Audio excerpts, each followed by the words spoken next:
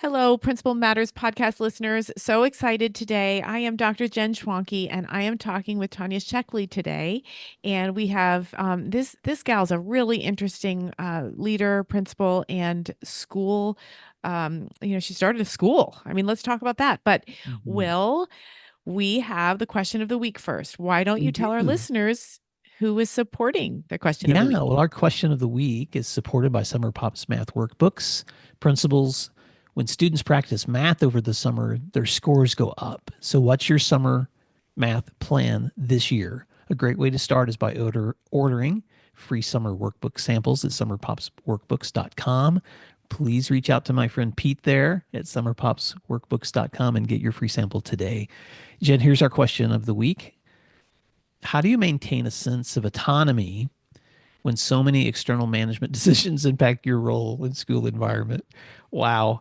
Um, okay, I just want to pause for a second. If you're listening to the show for the first time, Jen and I love to answer questions for leaders, love to interview leaders. And um, Jen, it seems like every question that we get has some kind of tension involved. I And, know it and this is does. this is the one of I want to maintain a sense of autonomy, but then how do I do that when I'm constantly being told what to do? Right. I'm sure your teachers are asking that same question, Yep. aren't they?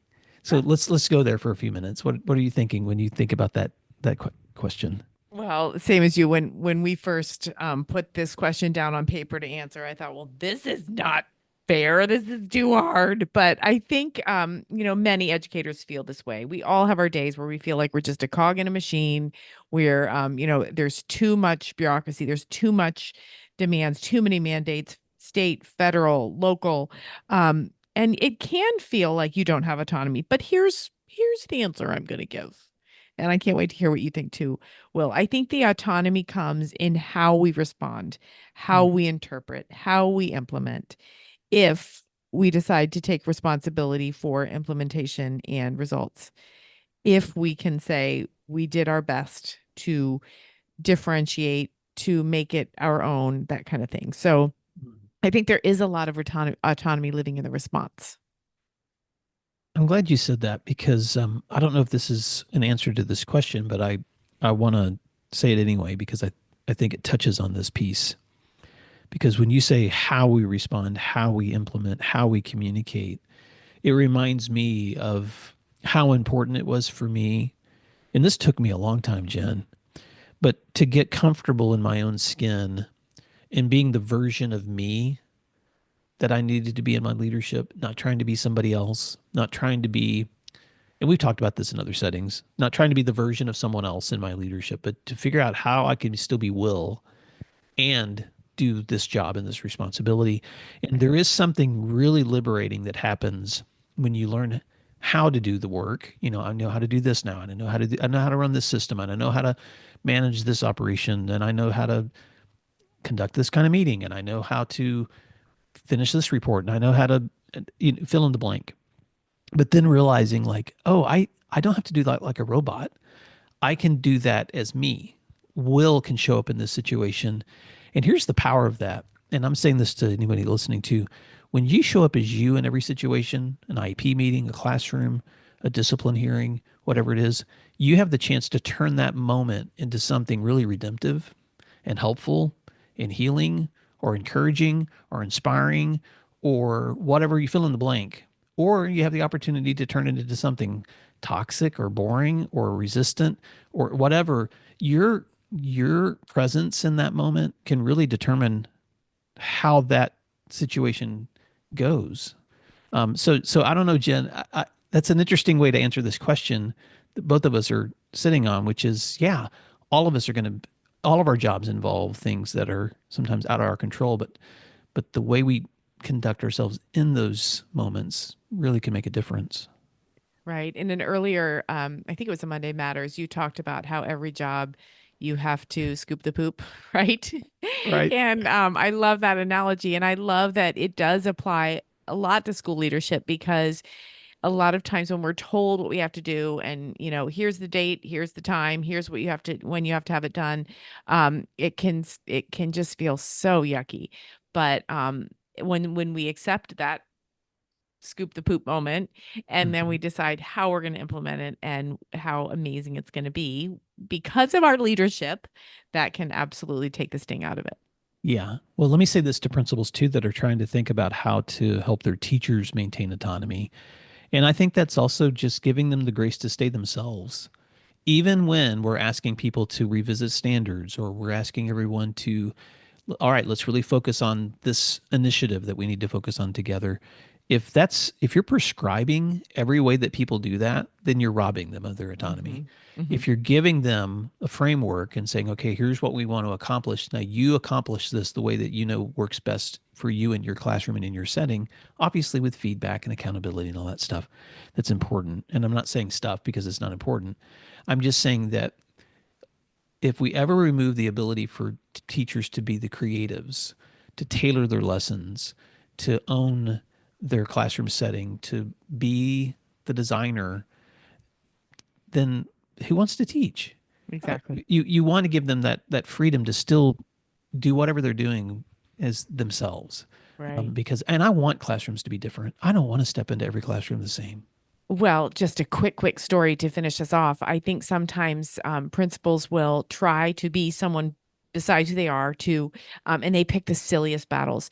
My sister, her first year of teaching, her principal gave her a developing, which was not a good rating on her evaluation because she didn't put the date on the board. And that was a mandate to put the date on the board. I've told this story before. And my sister is 53 years old and she is still angry. It's been 25 years Uh-huh. because it didn't matter, Yeah. right? And that, she had no autonomy. She didn't have autonomy in what she wrote on her board every day. And Yeah. so we just have to think about, if we're grumping about not having autonomy, are we doing the same thing for our teachers? Mm-hmm. So good to think about. Ah, all right, Jen. Well, as we wrap up the Q&A and we get ready to step into this great conversation that you had with Tanya Sheckley, Principal Matters listeners, if you have questions, feel free to shoot me an email at will@williamdparker.com or jen@jenschwanke.com. And we'd love to respond to your questions. But Jen, as we wrap up, thank you for your leadership and for that great feedback. Looking forward to today's conversation. And Principal Matters listeners, thank you for doing what matters. We'll talk to you soon. Thanks. Yeah, thanks everyone. And let's tell them to share our podcast with your friends. Oh, yeah. Please share out the podcast because we would love to just continue to see this audience grow. And it happens if you find value and you say, hey, guess what? Let's Yep. learn. Let's learn Yep. together. Excellent. Thanks, Jen. Thanks, everybody. Support for Principal Matters comes from DigiCoach and its walk-through tool. I want you to picture walking through classrooms, observing teachers and students. In just 10 minutes, you'd hope to see good instructional strategies and student learning taking place, or maybe you have questions about something missing from instruction or planning. Instead of taking 30 minutes to write a follow-up email or leaving your teacher feeling unsupported, wouldn't it be great to have an app on your phone or tablet where you could send immediate feedback while also collecting data?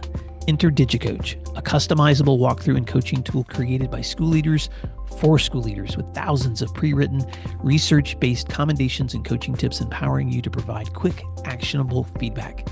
DigiCoach is not an evaluative tool. Instead, it is an easy-to-use feedback and coaching tool, an efficient way to store your notes and collect data for improving student outcomes right in your hands. It can be used on iPhone, Android, or tablets and includes speech-to-text functions. Make the most of your walkthroughs with a tool that saves you time and enhances meaningful feedback to your teachers. Go to digicoach.com to learn more, and please tell them Principal Matters recommended you check them out. That's digicoach.com. Hi, friends. Did you know that Principal Matters, the School Leaders Podcast, has been downloaded over 1.5 million times? We are so proud to share conversations, interviews, and resources to support leaders like you who are serving school communities worldwide. And I'd like to invite you to explore our books, our professional development offerings, our Grow Academies, our masterminds, executive coaching, and keynote presentations, because we're here to help you and your teams build schools that you're proud to call home. So here's my question. How are you planning to keep growing in the semester ahead? We're booking events right now for the next 2 years, and we would love to serve you in person or virtually. So visit williamdparker.com and click services or email me at will@williamdparker.com to connect. I would love to hear from you. Thank you, and I hope you enjoy the rest of today's show. You're listening to Principal Matters, the School Leaders Podcast. Principal Matters Podcast, episode 439. Hello, Principal Matters podcast listeners. This is Dr. Jen Schwanke here, and I have Tanya Sheckley here with me today. Tanya Sheckley, who wrote a fantastic book. It's titled Rebel Educator, Create Classrooms Where Impact and Imagination Meet. And Tanya has a podcast and has a really broad reach with educators all over. So Tanya, welcome. And why don't you start out with a bio? Tell us who you are and, let our listeners connect with the work that you're doing. Great. Thanks so much, Jen. I'm so excited to share and to talk. So yeah, as you mentioned, I've been in education now for about 10 years. Previous to that, I was in consumer packaged goods. I sold beer for almost a decade. And so I come to education with a much different background than most. I come in with a business background looking to open a school. So I launched Up Academy in 2018. Its inspiration was my oldest daughter who had cerebral palsy. Finding the right educational fit for her, where she was going to get the education and academics to be successful, but also the therapeutics to be independent, was something that we were struggling to find. And so that was the initial inspiration of opening Up Academy. We have evolved now into a school that serves a wide variety of neurodiverse learners, as well as, our typical learners. I put typical in quotes because Right. there's really no such thing as a typical learner, right? We all learn different things at different paces and different times. We all have different strengths and weaknesses. And so that's really where our focus is as a school, is meeting everybody with the right level of challenge at the right time, and doing so in an interactive project-based way that is relevant and interesting for all of our students. Fantastic. So Up Academy, are you K-12? Are you not age-based? How does that work in terms of your enrollment? Yeah, we're a TK to 5. We do all small mixed age classes. So the classes themselves are lumped by age, but students might be within cohorts in their own class in small group learning, or they might be in small group learning groups in another classroom, depending on where they are for their specific learning needs.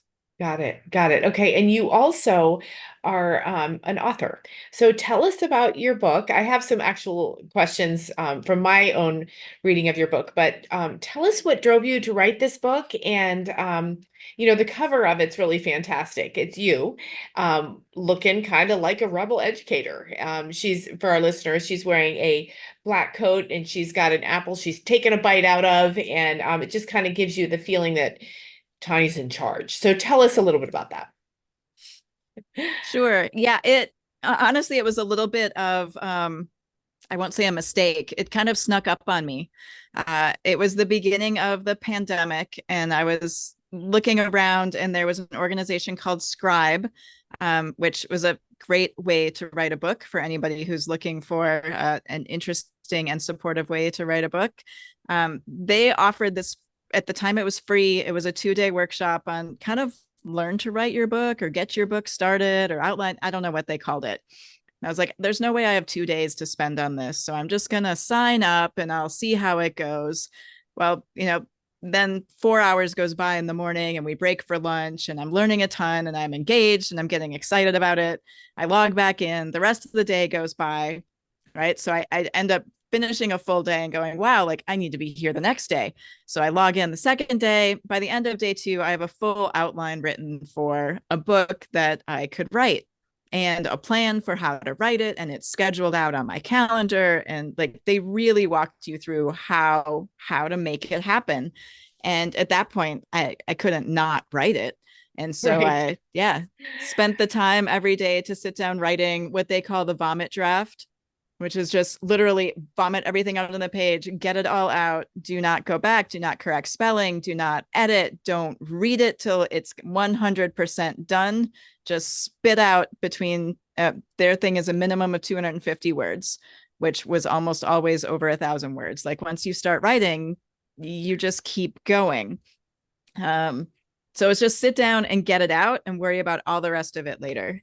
And so that, yeah, after outlining, I guess, all of the stories that I had and what I had learned up to that point in my education journey, which really is a different perspective because I don't have the background as an educator. I don't have an education degree. I didn't spend years in schools before deciding to open a school. I really came at it from the outside with the perspective of how can we do the best thing for kids, right? I wasn't constrained by policies or procedures or the way things have been done in the past or any of the things that most schools are constrained by. I was literally starting from scratch and could design and develop anything. And so that's the perspective that the book takes, is some of those early stories of why we made decisions we did, some of the early classes that we ran and different things that we tried, and a little bit of what has stuck with us up until this point. We're now 7 years in.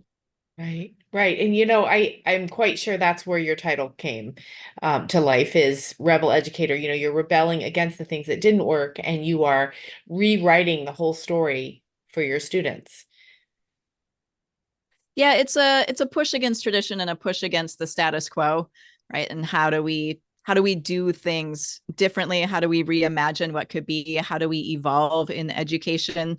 And I think the other half of it is, as I talk to more and more people through my podcast and through my work, I find that educators tend to come from one of two buckets.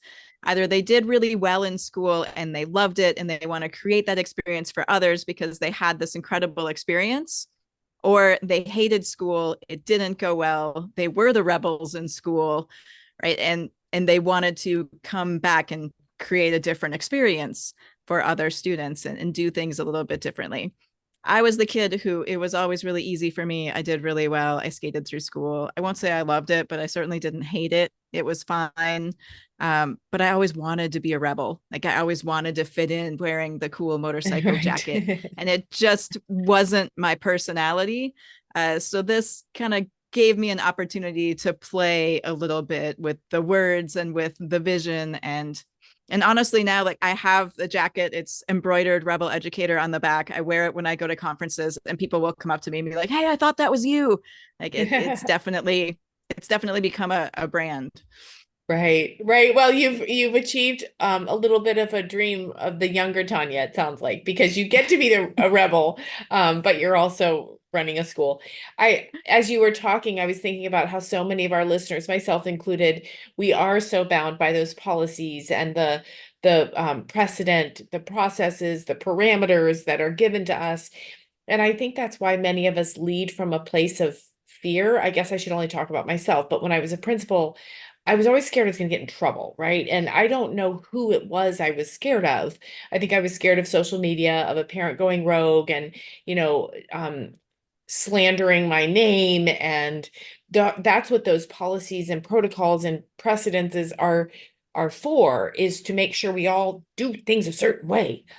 And it strikes me that your Up Academy was trying to do the exact opposite, not do things the way they'd always been done to meet the needs of your students. Well, it's one of the phrases in business that the key way to kill a business is to continue doing things the way they've always been done. And so there's always this need and this willingness and this desire to evolve. But to your point, change is scary. And there's a lot of fear that's created that way. When we look at our kind of our core human emotions, it's love and fear. And we love our students. All teachers and educators came into this because they want to make a difference. They love kids. They want to support and be helpful and do great things. But as you said, there becomes this fear of, what if I do things wrong? What if I go against the policy? What if someone speaks out against me? A fear of conflict, a fear of looking bad, a fear of doing the wrong thing. And kids don't learn. When I opened the school, my husband and I sat down and we went through an exercise that we called "What If?" And this was essentially the worst case scenario, right? Because I'm not only taking on being a principal where, there's a superintendent and a board and a community, like there's lots of other people that could step in. I could be fired. Like, I'm launching a business where I'm now responsible for families and for students and for the livelihood of educators and staff, as well as the well-being and name of not only myself, but the business and its ability to continue. So there's a lot riding on that. In my family, at the time, we invested quite a bit to get it up and running too. And so this was our, I wasn't working. I had left a career. I was switching jobs. We were starting something new. And so we went through the what if exercise. And it was, well, as I was signing my first lease that was worth, hundreds of thousands of dollars over the 6-year term that it was for, because real estate in the Bay Area is insane. So what if nobody comes? And I don't recommend this, but we started the school with a "if we build it, they will come" sort of philosophy, Right. and which is not recommended by anyone. It's terrifying. Like, what if nobody comes? What if we're on the hook for all of this rent and lease, and we're paying educators, and there are no students? Well, then we could sublease, or we end up paying all of this. And if we end up paying all of this, then where does that come from? Well, we'd probably have to take it out of the house. Well, if we take it out of the house, then what happens? Well, we don't have Where do anywhere we to live? Right. Well, Right. if we don't have anywhere to live, what do we do? Well, we could buy an RV and we could live, down by the river, which honestly is kind of my plan B anyway. I love to camp. I love to be outdoors. Like, I look forward to retiring someday and buying an RV and driving around. So I'm like, all right, our worst case scenario is really not that bad. Like, Right. there's not that many bad things that could really happen. And so we decided to go for it. I love that what if exercise. I think it's so powerful. And what's so fascinating to me is you close the circle back to where you would be perfectly happy anyway. And so all the disasters along the way were not, in fact, disasters. They were leading you maybe to an RV, a fire, and some marshmallows along the river. So I think I'm going to do that, Tanya. I think I'm going to do the what if activity.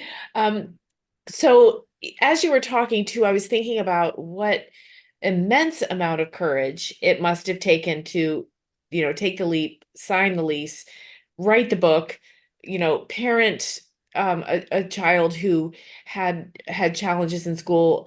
And so that ties me to my next question, which is in the book, you talk about some of the constraints that educators face.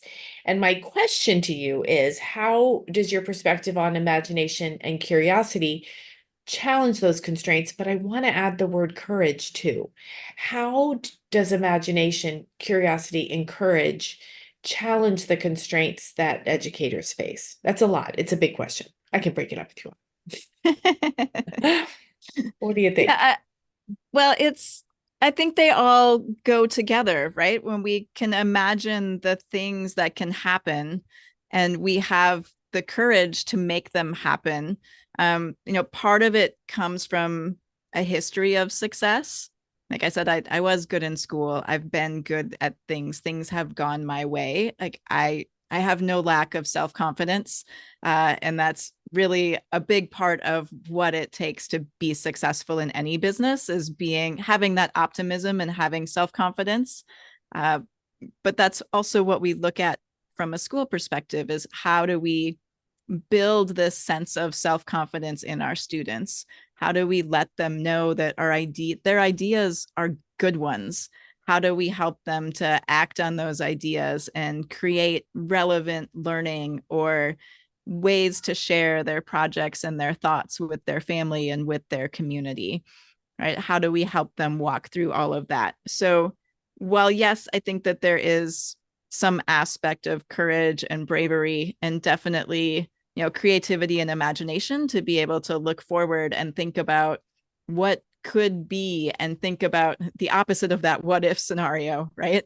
What if everything goes well? What if you are successful? What if the school fills up?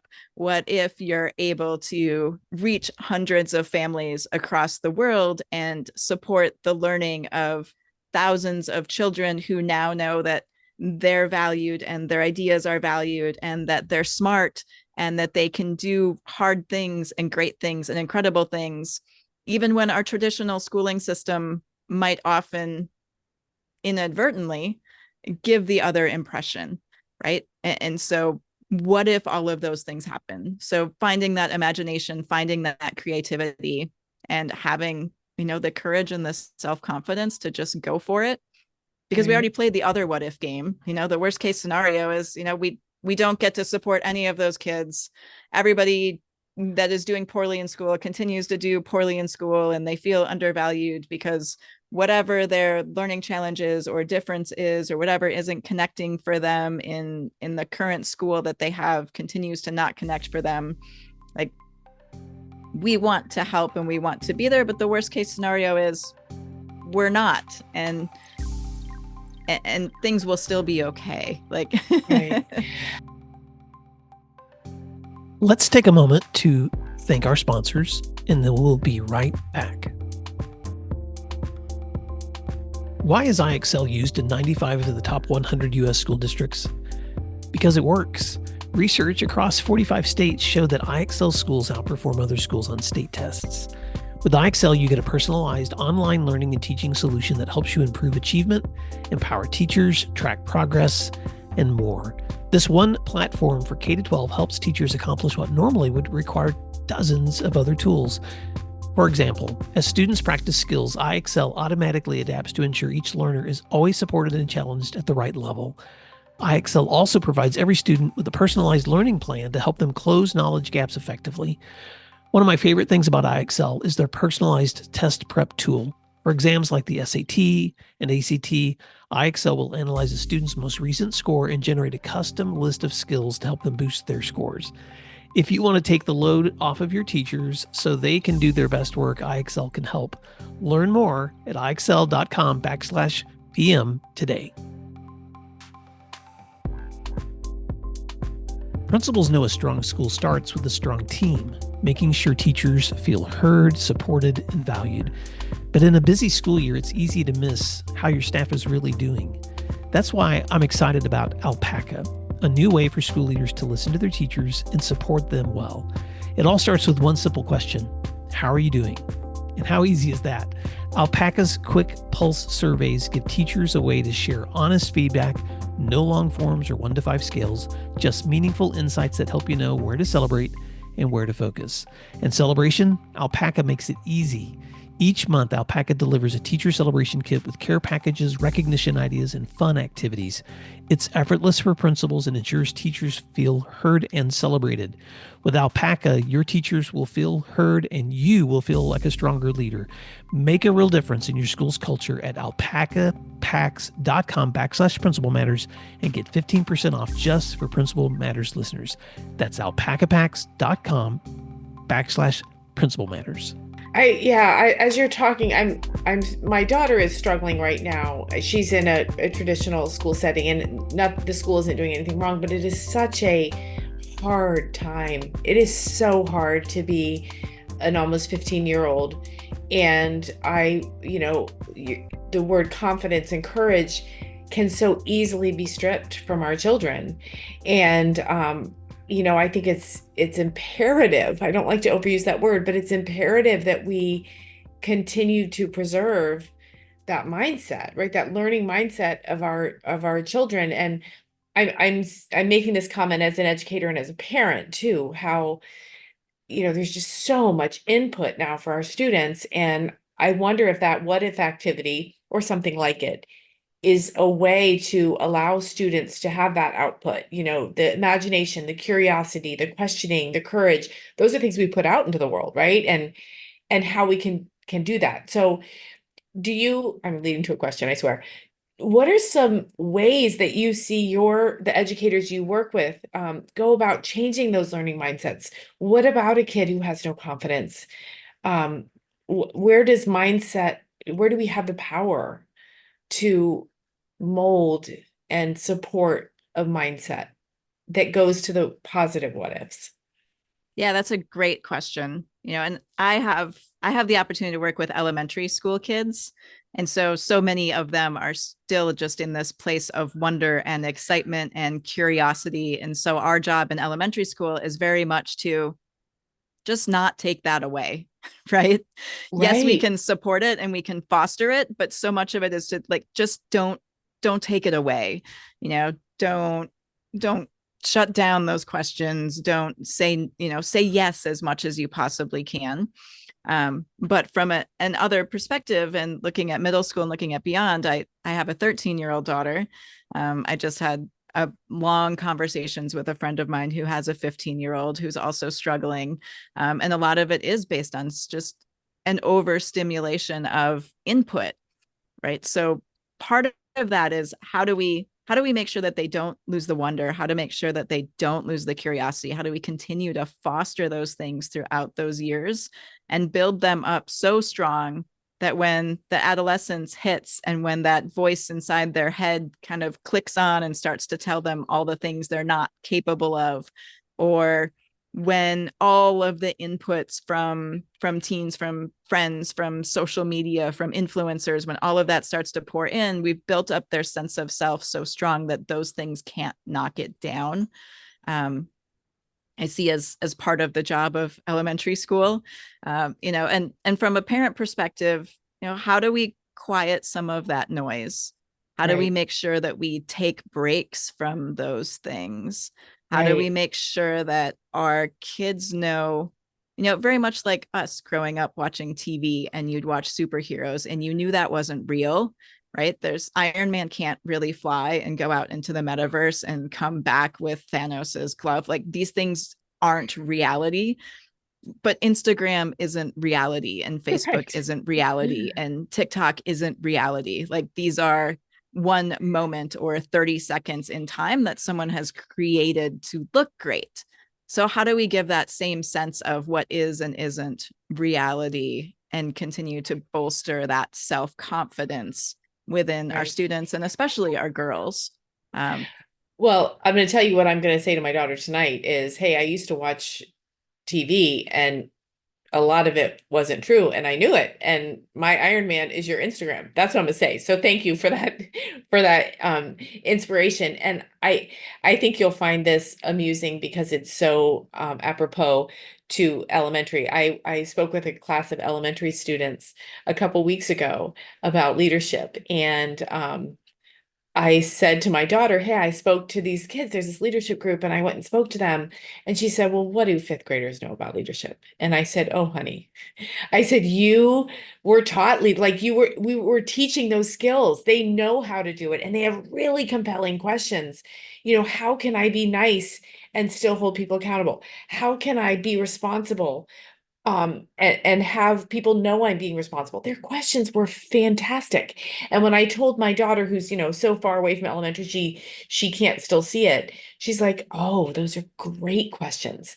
So to your point, Tanya, yes, we can teach it and then it's in them and it can stay there and be pulled out when it's necessary. Yeah, I think that's the hope. And that's a great example. And as you're talking, I'm thinking about our mixed age classes because one of our core competencies is leadership. And that's a piece of, everything that happens in a mixed age class. Because in some years, you're the youngest in the class and you're learning from your peers. And some years, you're the oldest in your class and you're getting to share your knowledge and support. But always there's other kids looking up to you and seeing what you're doing and wanting to be like you and setting that example and that mentorship. So while we don't want to put all of that responsibility on our students, we also want them to understand that there is this responsibility that comes along with being older and being a fifth grader. You're typically the oldest in elementary school at that point, and all the littles are looking at you and wondering what you're doing and following your example. So when we have that understanding not only of ourselves and our own confidence, but also of our place in a community and how we fit into that and our sense of belonging and our sense of ownership for that community, that bolsters that sense of self and confidence as well. Right. You know what? When I was talking to those students, I told them that when I was in fifth grade, I was so super quiet, but I was learning how to be a leader. And so now I'm the deputy superintendent of this gigantic school district. Never would anybody have pointed to me as a fifth grader and said she'll do that someday. But I was learning. And that's exactly what you're doing in your school and what we need to do for our students. So this is really, I can't wait to talk about this. I found you, Tanya, through LinkedIn. I mean, we had connected, I think, through mutual connections, but you wrote a post about a woman turning 50. And it blew my socks off. Maybe I was having a moment myself as a 50-year-old woman, but you talked a little bit about who you were at 20, who you were at 30 and 40. And now as a leader and I would say a thought influencer, I made that up, but I think that's really what you're doing. Tell me about some things that you're thinking about now that that are different or profound. Uh, that you picked up along your way. I mean, please be profound. But the your profound post, wisdom yes, of being please. 50. That's right. But seriously, it blew my socks off. And I did. I messaged you right away. I'm like, hey, I just read this post. We have to talk. So tell me what you're thinking. She of 50 years wisdom. Yeah, honestly, it was a tough first half of the year. I think as I was coming to terms, as I said in the post, the post talked about, when I turned 20, like 20 was cool. I was in college. I couldn't drink yet. Didn't really mean anything. It was kind of a frustrating birthday. Like, yay, it has a 0, but it doesn't. I can already vote. I still can't drink. Like, Right. nothing has Right. changed here. 30, I felt like I was going to be a real adult. I felt like a lot of my 20s, I was held back because I was young, and I felt like I could do so much more than the responsibility I was being given. And like, there were so many more opportunities and so many more ways that I could participate and really support growth in the companies that I was in, and I was really struggling to be a part of that, and I blamed age for some of that, which of course also comes along with lack of experience, which now in hindsight makes sense. At the time was frustrating. So turning 30, I was like, yes, I'm a real adult. I'm going to be taken seriously. I loved turning 30. Like I said, 40 just kind of snuck by. I was in the throes of parenthood. I got married later. I had children later. My kids I had a newborn. My youngest was born in April of that year. My birthday's in September. And so, yeah, he just noticed today. He's like, Mom, I'm 10 and you're 50. We're 40 years apart. I'm like, well, technically I was still 39 when I had you. Right. But yes, we are. Yes.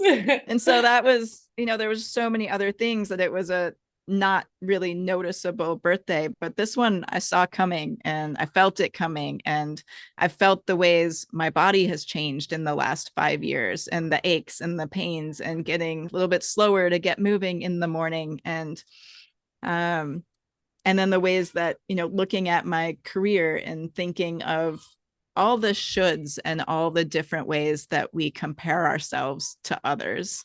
And I think in the post I talked about, our school should be bigger and more successful. We should be making more money. Like, for the amount of hours I put into a startup, I should be doing much better financially. Like, what else? What are the other shoulds in our, what car should you be driving? What house should you be living in? Right? What are the other shoulds in our lives? And I really had a lot of that earlier this year. And I think was probably the closest thing to a midlife crisis. Right. But looking at, what really do I want to do? What impact do I want to make on the world? I'm as close now to 75 as 25, right? I'm right in the middle. 25 does not feel like that long ago. Although when I look at everything that has happened in my life since then, it clearly was quite a while ago. But then, what do I get to do for the next 50 years? Right? The first 20 years, you're a child, you're in infancy, like you're not being productive in the world yet. But I have those next 50 years now where I am an adult and I can be productive in the world. And I do have 30 years of, working experience and living experience and corporate experience and startup experience and business experience and family experience and parenting experience, and right, all of the things that you learn just through life, Right. of that adulting experience. And so now what does the next 50 years look like? Right. And that's really the perspective that I've been working on taking over the past several months as I start to craft, what comes next? What do we want Up Academy to be? How do we want to share this with the world? The vision was always to create our school as a foundation, but then to share it with the world so that we could reach, hundreds and thousands of kids in other profound ways. And so what are the ways in which we want to do that? Right. And then, of course, from a personal perspective, what are the things that I like to do? What are the things that I really enjoy doing? What are the things that bring me joy, where I can also provide value and support others and help others to build their dreams? Right. And so that's where I've spent time over the past probably 6 months, is trying to work through those and looking at the concept of ikigai, which are you familiar with that? I'm not. It's a Japanese concept of kind of concentric circles of the things that you're good at, the things that you like to do, and the things where you can make money. And where is that kind of center point where you can find happiness and purpose and make a living? Right. And so that's, kind of what I've been trying to figure out, like what Right. comes next. Well, and I think as a woman in leadership, it's such a quandary, right? Because you have, I'll use my pronouns. I feel like I've had to, as a woman leader, pay my dues to some extent in order to get to a place where I'm seen and heard. And, I've heard women say the older they get, the more invisible they feel. That has not been my experience at all. What has been my experience, though, this will make you laugh. I had friends who said, "Oh, 50 is awesome. You don't care anymore what people think. You're just yourself."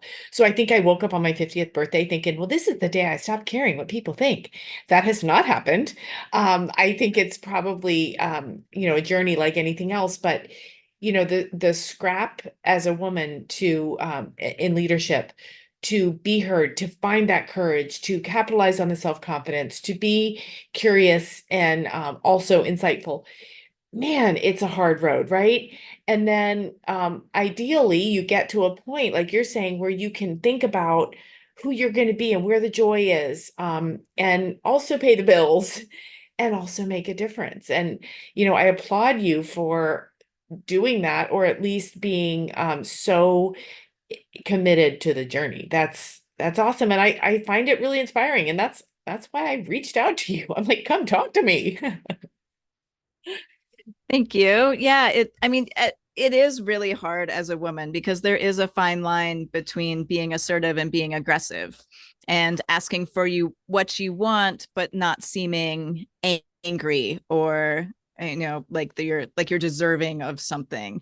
And when we started the school, I really struggled with getting people to call me back as a female founder, like not even getting meetings, but just getting a phone call back. And I went through a period of time where I used one of our male board of directors. And especially in real estate, like I would drive around and find real estate places. I would find listings on LoopNet. I would find places I wanted to look at, but I couldn't get agents to call me back. So I'd send him the list. He'd make the appointments. I'd be the one that would show up, but he could get the call back and get the appointment so that I could go. And you wouldn't think we'd still be dealing with this in 2015, but we are. And it's still very much a challenge as a woman, and being taken seriously. And I have a friend who runs a summer camp, and she said she had parent complaints every year. Like there's always things wrong. People are always complaining to her. They're, whatever the issue is. She said she put up a male director in place for the summer. She had like one complaint all summer. Mm-hmm. Nobody complained about anything. It was just they like, oh, he's in charge, took his word for it, did what he asked, didn't push back, didn't complain. There weren't any issues. Exact same camp, run the exact same way, just with a different figurehead in the front. And it's so baffling to me that we still are faced with these sorts of constraints. But it goes back partially to optimism and confidence, right? How can we creatively find solutions and work around it in ways that Exactly. I was standing at a basketball game. This was about 5 years ago, and I have a male colleague. He and I have been doing this at exactly the same amount of time. Basketball game ended. A father came up to me and just railed at me about the coach, about the playing time, about the officials, about the gym, and I listened and I responded, and he walked away, and my male colleague said, I have never had anybody talk to me like that. And I said, I believe you. I believe you. It's a thing. This gentleman felt like he could do that. And my colleague, we've been doing it both for 20 years or whatever it was. And so what I told myself is, to your point, I'm going to still come back tomorrow. I'm not going to say, okay, well, since people talk to me differently, I'm going to resign. So here we are in the arena, as Brene Brown would say, doing the work. So Tanya, thank you. This has been so much fun. And I love everything we talked about. I'm so inspired, and I can't wait to do my the what if activity. Tell our listeners where they can find you or how they can follow you. So I am most active personally on LinkedIn. That is a great place to find me. That's how we got connected. Yep. And I'm Tanya Sheckley on LinkedIn. You can find our school is upacademysf.com. The podcast is Rebel Educator through rebeleducator.com. I also have a personal website that I use for speaking engagements and reaching out that way. That's tanyasheckley.com. Okay. She makes it easy, people. She makes it easy to find her. Okay, everybody, thanks so much for listening in. Follow Tanya, see what she's doing and what she's thinking about. And thank you, Tanya, truly from the bottom of my heart, and my co-host, Will Parker. Thanks for your time today. Yeah, thanks so much, Jen. This was so much fun. Thank you for listening to today's episode of Principal Matters, the School Leaders Podcast. If you enjoyed the show, would you take a moment and like, share, subscribe, or leave us a review? In fact, if you share it out with a friend, even more people can become a part of these conversations. Sign up for our newsletter at williamdparker.com for even more free resources. And don't forget to check out our website to learn more about our books, professional development offerings, Grow Academies, masterminds, executive coaching, and keynote presentations. Wow, let's keep learning together. And thank you for doing what matters. Principal Matters.